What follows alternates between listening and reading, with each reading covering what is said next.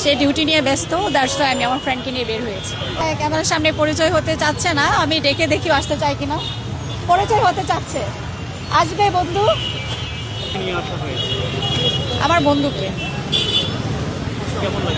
হ্যাঁ, খুব ভালো লাগছে, কারণ মাত্রই আসলাম, এসে আপনাদের সাথেও দেখা হয়ে গেল, আর এসে ফুল কিনলাম, ফুল কিনে মাথায় দিলাম, আর আমার বন্ধুর সাথে এসেছি। আমার খুব ভালো লাগছে, সব কিছু পরিস্থিতি সুস্থই মনে হচ্ছে, তো আশা করি দিনটি ভালো কাটবে। না না না, আসলে ও আমার জাস্ট ফ্রেন্ড, আমার ভালো বন্ধুদের মধ্যে একজন।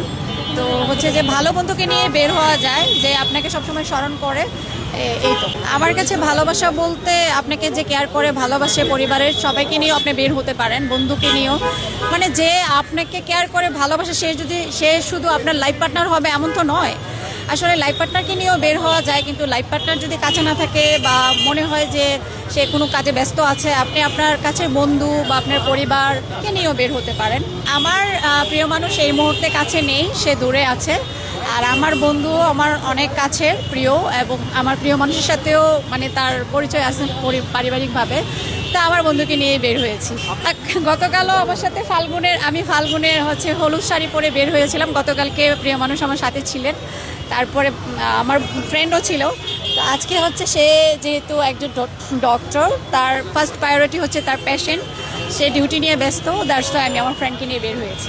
না না না, এমন হওয়ার প্রশ্নই আসে না। শুরুতে যেমন আছে সম্মানজনক পারিবারিক ভালোবাসা, ইনশাল্লাহ এটাই থাকবে, দোয়া করবেন। ক্যামেরার সামনে পরিচয় হতে চাচ্ছে না, আমি ডেকে দেখি আসতে চাই কিনা। পরিচয় হতে চাচ্ছে, আসবে বন্ধু। আপনাকে পরিচয় করিয়ে দিচ্ছে, কেমন লাগছে আপনার এরকম বান্ধবী পেয়ে, মানে বন্ধু পেয়ে? কেমন লাগছে এটা কোনো কথা না, ভালো লাগছে বলেই তো আজকে আসতে বেরোচ্ছি। ঠিক আছে, শুনেছি তার একজন প্রিয় মানুষ আছে, তিনি এখন এই মুহূর্তে ব্যস্ত ডিউটিতে। তার দুইজন প্রিয় মানুষ আছে, একজন তার হাজবেন্ড, আর দ্বিতীয়জন মনে হয় আমি। আরও একজন আছে, সেটা হচ্ছে আমার ছেলে। আমার ছেলেকেও প্রচণ্ড ভালোবাসে।